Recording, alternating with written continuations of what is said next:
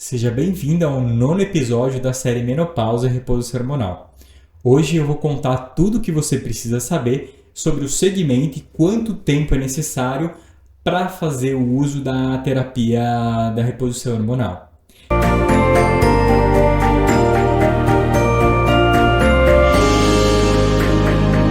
Eu sou o Dr. Renato e eu sou ginecologista. As mulheres entram na menopausa mais ou menos com 51 anos de idade, com 95% tem o seu último período menstrual entre 45 e 55 anos de idade. A menopausa está associada a uma diminuição acentuada da produção de estrogênio.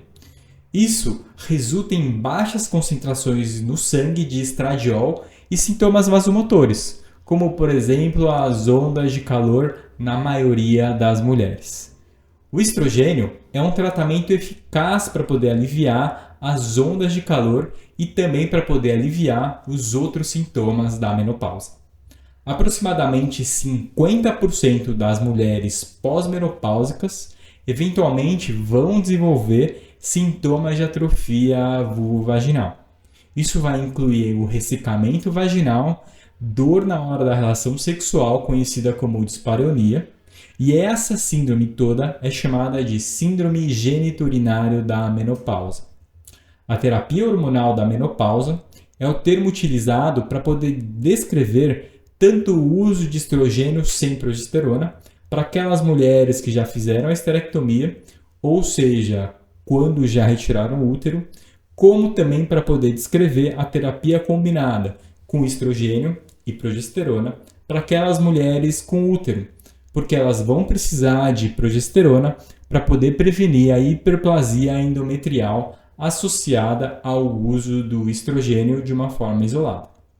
Com relação ao acompanhamento e monitoramento, normalmente começamos com doses de estrogênio mais baixa do que no passado e aumentamos para poder aliviar os sintomas caso isso for necessário. O alívio das ondas de calor geralmente ocorre nas primeiras 3 a 4 semanas de terapia, ou seja, logo no primeiro mês de uso da terapia da reposição hormonal já há uma melhora dos sintomas da menopausa. Se a paciente apresentar ondas de calor persistentes após esse período, nós podemos aumentar a dose do estrogênio. Porém, se a paciente apresentar sintomas graves, iniciamos com uma dose mais alta para poder aliviar mais rapidamente os sintomas da menopausa. Se as ondas de calor forem completamente aliviadas e a mulher estiver tolerando bem a reposição hormonal, nós continuamos o regime por vários anos. Nós tentamos nossa primeira redução gradual mais ou menos depois de 3 a 5 anos, mas isso pode depender da idade da mulher. Para as mulheres que começaram a terapia da reposição hormonal no final dos 40 anos e que apresentavam sintomas graves, geralmente nós esperamos pelo menos 5 anos para poder tentar diminuir e suspender o uso da reposição hormonal. Isso porque essas mulheres podem ter uma recidiva dos sintomas se nós tentarmos suspender antes. O sangramento vaginal em mulheres recebendo a terapia hormonal pode exigir uma avaliação do endométrio para poder excluir a possibilidade de hiperplasia e de câncer de endométrio. As indicações de monitoramento e a escolha do teste vão depender do esquema utilizado para poder fazer a reposição hormonal. Em mulheres na pós-menopausa com um sangramento muito irregular antes de iniciar a terapia, uma biópsia endometrial para poder descartar a hiperplasia e eventualmente um câncer de endométrio deve ser realizada para poder ser iniciada a terapia da reposição hormonal. O sangramento vaginal pode aparecer durante os primeiros 6 meses após o início da terapia combinada contínua. A biópsia endometrial pode ser necessária se o sangramento persistir além desses 6 meses. Portanto, para aquelas mulheres que fazem uso de reposição hormonal e tiveram um sangramento depois dos 6 meses, é importante fazer a investigação para câncer de endométrio. A ultrassonografia transvaginal às vezes é utilizada para poder monitorar o endométrio, mas não é considerada tão confiável como uma biópsia endometrial para poder excluir o câncer de endométrio nas mulheres com a terapia de reposição hormonal. Os limites de espessura do ultrassom não estão bem estabelecidos para essas mulheres. Como resultado, a amostragem endometrial ainda é o padrão ouro para poder excluir uma hiperplasia endometrial ou então um câncer de endométrio. Para mulheres em tratamentos com reposição hormonal, a ultrassonografia transvaginal deve ser obtida apenas para indicações clínicas habituais, como, por exemplo, para poder avaliar uma patologia anexial, ou seja, uma doença do ovário ou das trompas, ou se ocorrer um sangramento anormal, e se uma biópsia endometrial não puder ser feita com facilidade.